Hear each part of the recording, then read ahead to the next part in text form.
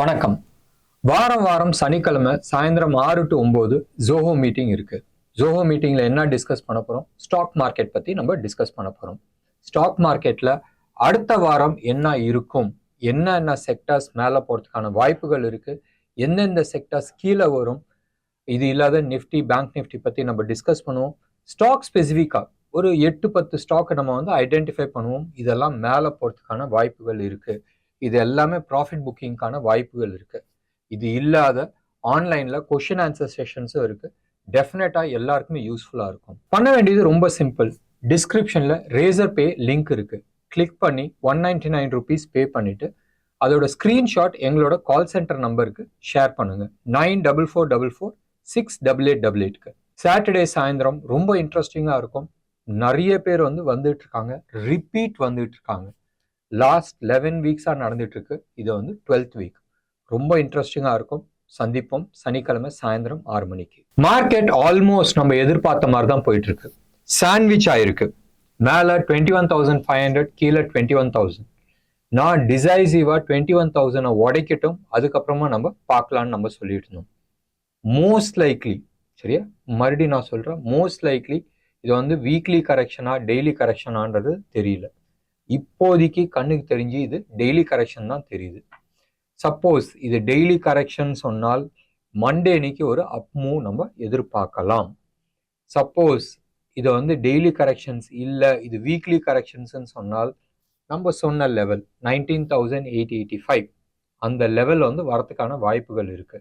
But as such நீங்க stocks எல்லாத்துலயுமே நீங்க பாத்தீங்கன்னு சொன்னால் most of the stocks correction ஆகி நிக்குது. லாஸ்ட் 2 டேஸ்ல போட்டு அடிச்சு அடியில் கரெக்ஷன் ஆகி நிற்குது. அது பேங்க் நிஃப்டி ஆகட்டும், இல்லை நிஃப்டி ஆகட்டும். நிஃப்டினா நிஃப்டியில் இருக்கிற டாப் 10 ஸ்டாக்ஸ் எடுத்துங்க, இல்லை பேங்க் நிஃப்டி எடுத்துக்கிட்டீங்கன்னா பேங்க் நிஃப்டியில் இருக்கிற டாப் 10 ஸ்டாக்ஸ் எடுக்கட்டும்.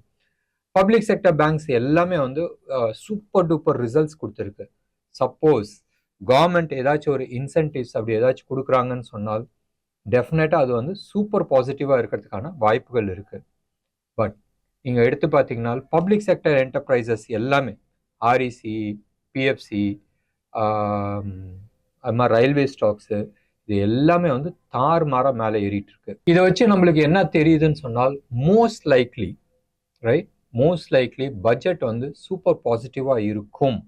அதாவது எலெக்ஷனை ஒட்டி கவர்மெண்ட் எந்த விதமான சலுகை கொடுக்காது அண்ட் ஸ்ட்ரிக்டா ரிஃபார்ம் பேஸ்ல தான் போவாங்கன்றது எதிர்பார்க்கலாம்ன்றது தோணுது.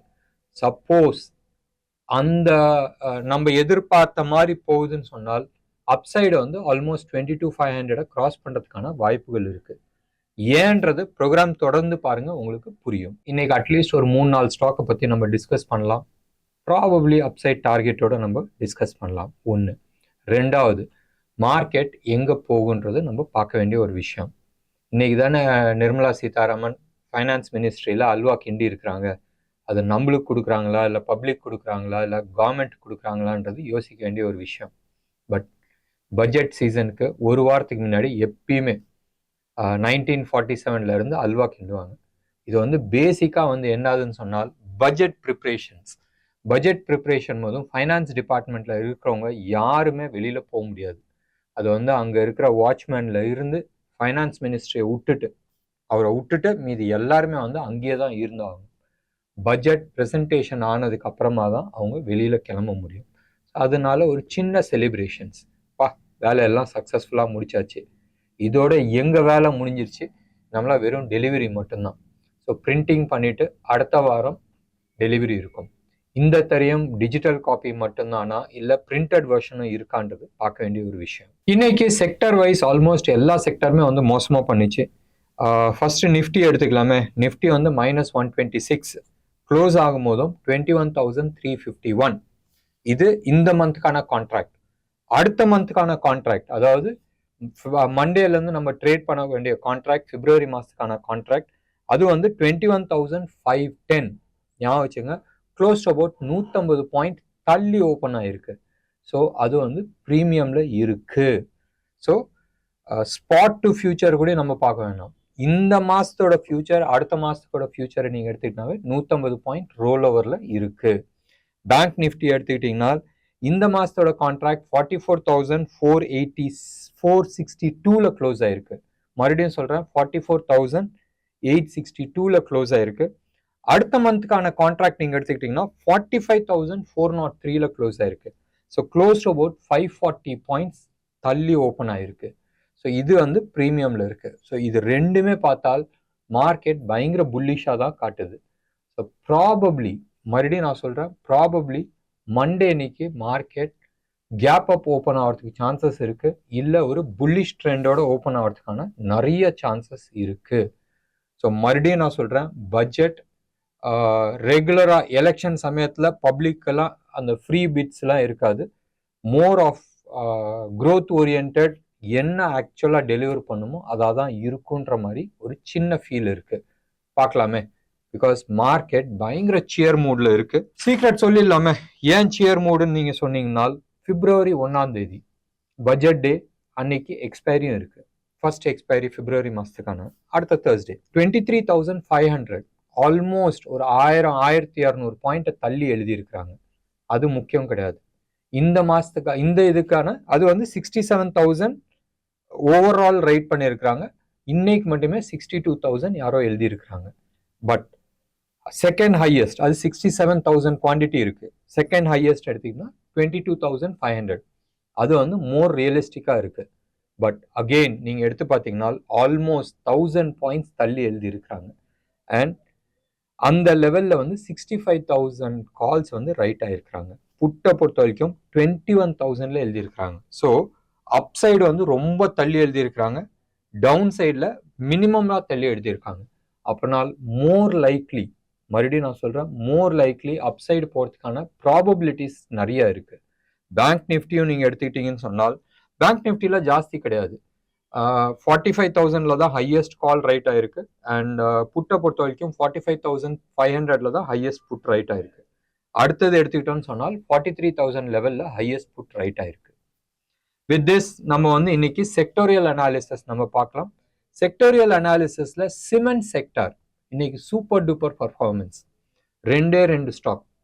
ஒன்று வந்து ஏசிசி 10% அப்பு, ரைட். ரெண்டாவது அம்புஜா சிமெண்ட். ரெண்டுமே அதானி குரூப்போட சம்பந்தப்பட்ட ஸ்டாக். நிறைய விஷயத்த எடுத்துங்களா, எக்ஸாக்டா போன வருஷம் இதே டைம்ல தான் அதானியை பத்தி நியூஸ் வந்துச்சு. பெருசா கீழே விழுந்துச்சு. அந்த பெருசா கீழே விழுந்தது வந்து ஆல்மோஸ்ட் ஒன்னு இல்லடான்ற மாதிரி வெளில வந்திருக்கிறாங்க. இன்னமும் சுப்ரீம் கோர்ட் அப்பாயிண்டட் கமிட்டி வந்து ரிப்போர்ட் கொடுக்கணும். பட் நிறைய இடத்துல வந்து இதுக்கு கிளாரிட்டிஸ் கொடுத்துட்டாங்க. இன்க்ளூடிங் யூஎஸ் கவர்மெண்ட் வந்து இவங்களுக்கு வந்து கிளியரன்ஸ் கொடுத்துட்டாங்க. ஆட்டோமேட்டிக்காக இந்தியன் சைட்லேயும் கிளியரன்ஸ் கொடுக்கறதுக்கான சான்சஸ் நிறைய இருக்குது. என்ன அது உழுவுறதுக்கு முன்னாடி வந்து அரௌண்ட் 19,40,000 crores இருந்துச்சு இவங்களோட அதானி குரூப்போட என்டையர் நெட்வொர்க். இப்போ அரௌண்ட் 15 lakh crores பக்கமாக வந்திருக்கிறாங்க. ஸோ இன்னும் ஒரு 4 லட்சம் கோடி தானே, ஒரு 4-5 நாள் அப்பர் சர்க்கியூட் அடிச்சிச்சுன்னா அந்த டார்கெட்டுக்கு மேலே வந்து போயிடும். ஸோ டெஃபினட்டாக Adani group is going to பர்ஃபார்ம்ன்றது நான் அடிக்கடி சொல்லிட்டு இருக்கேன். அவங்களோட 2 ஏரியாஸ், ரைட். ஒன்று வந்து அதானி போர்ட். உங்களுக்கு தெரியும் இந்தியாவில் வந்து எக்ஸ்போர்ட் எவ்வளோ தூரம் பெருசாக ஆக போகுதுன்றது உங்களுக்கு தெரியும். அப்படி ஆகிற பட்சத்தில் டெஃபினட்டாக அதானி போர்ட்டுக்கு வந்து மேஜர் அட்வான்டேஜ். இன்னைக்கு அவங்க தான் வந்து மார்க்கெட் லீடர்ஸ் அந்த இதில். ரெண்டாவது எடுத்துக்கிட்டோன்னு சொன்னால் அதானி ஏர்போர்ட்ஸ். அதானி ஏர்போர்ட் யாருமே இல்லை, அதானி என்டர்பிரைஸாக தான் இருக்குது. அதில் நீங்கள் எடுத்துக்கிட்டிங்கன்னா நிறைய ஏர்போர்ட்ஸ் வந்து அவங்க கண்ட்ரோலில் வச்சுருக்கிறாங்க. ஸோ டெஃபினெட்லி உங்களுக்கு வந்து தெரியும் 2 விதத்தில் எடுத்துக்கலாம். பேசஞ்சர் ஏர் டிராஃபிக்கும் இன்க்ரீஸ் ஆகுது, எக்ஸ்போர்ட்டுக்கும் வந்து அது ரொம்ப யூஸ்ஃபுல்லாக இருக்கும். ஸோ இது ரெண்டுமே தூக்கும் போதும் அது தூக்கிறதுக்கான சான்சஸ் நிறையா இருக்குது. இதுக்கு அடுத்தது நம்ம சிமெண்ட் சைடில் வரலாம். டெஃபினட்டாக இந்தியாவோட எக்கானமி நல்லா போச்சுன்னு சொன்னால் இன்ஃப்ராஸ்ட்ரக்சரில் ஹெவி இன்வெஸ்ட்மெண்ட்ஸ் நம்ம பண்ணுவோம். இது நேச்சுரல். அது வந்து ரோடு ஆகட்டும், பிரிட்ஜ் ஆகட்டும், ரயில்வே ட்ராக் ஆகட்டும், நிறைய அப்பார்ட்மெண்ட்ஸ் ஆகட்டும், வீடுகள், இது எல்லா இடத்துலையுமே வந்து பெரிய எக்ஸ்பேன்ஷன்ஸ் நடக்கும். நம்ம இப்போ பார்த்துட்டு இருக்கிறது ஒன்றுமே கிடையாது. பயங்கரமான எக்ஸ்பேன்ஷன்ஸ் நடக்கும் போதும் சிமெண்ட் கன்சம்ஷன்ஸ் நிச்சயமாக இருக்கும், cement and steel.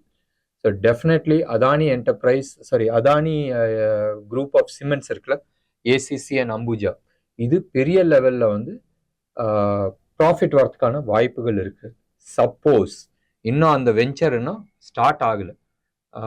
Hydrogen case production hydrogen case production வந்துருச்சுன்னு சொன்னால் ஏசிசி சிமெண்ட் ஆகட்டும் இல்லை அம்புஜா சிமெண்ட் ஆகட்டும் இதுக்கான ஃபயரிங் ஆகட்டும், அதாவது ப்ராசஸிங்க்கு வந்து எனர்ஜி தேவைப்படுது. அதில் கோல் தான் வந்து யூஸ் பண்ணுறாங்க. அது கோலுக்கு பதிலாக ஹைட்ரஜன் போகும்போதும் ஒன்று பொல்யூஷன் ஃப்ரீ, இன்னொன்று வந்து காஸ்ட் கட்டிங் ஹெவியாக இருக்கும். ஸோ இது எல்லாமே வந்து ஒரு அட்வான்டேஜில் இருக்குது. இதெல்லாம் ஏன் நான் சொல்கிறேன்னு சொன்னால், இந்த ஸ்டாக்ஸ் எல்லாமே உங்கள் போர்ட்ஃபோலியோவில் இருக்க வேண்டிய ஒரு ஸ்டாக்.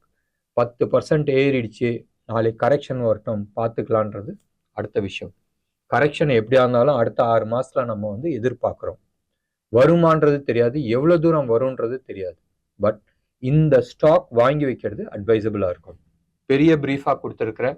இன்னைக்கு எங்கள் ஸ்கிரிப்டில் இது கிடையவே கிடையாது, பட் நம்ம பேசியிருக்கிறோம். எப்பயுமே வந்து வீக்கெண்ட் ஸ்பெஷல் ப்ரோக்ராமில் நம்ம வந்து செக்டர் பற்றி ஸ்டாக்ஸ் பற்றி டிஸ்கஸ் பண்ணோம். இன்னைக்கு கண்ணுக்கு தெரிஞ்சிச்சு, நல்லா இருந்துச்சு, நம்ம பார்க்கலாம் தான். இதில் ஹிண்டல்கோ, இது ஹிண்டல்கோ வந்து வீக்லி சார்ட் ஆகட்டும் இல்லை டே சார்ட் ஆகட்டும் பியூட்டிஃபுல் ஃபார்மேஷன்ஸ்.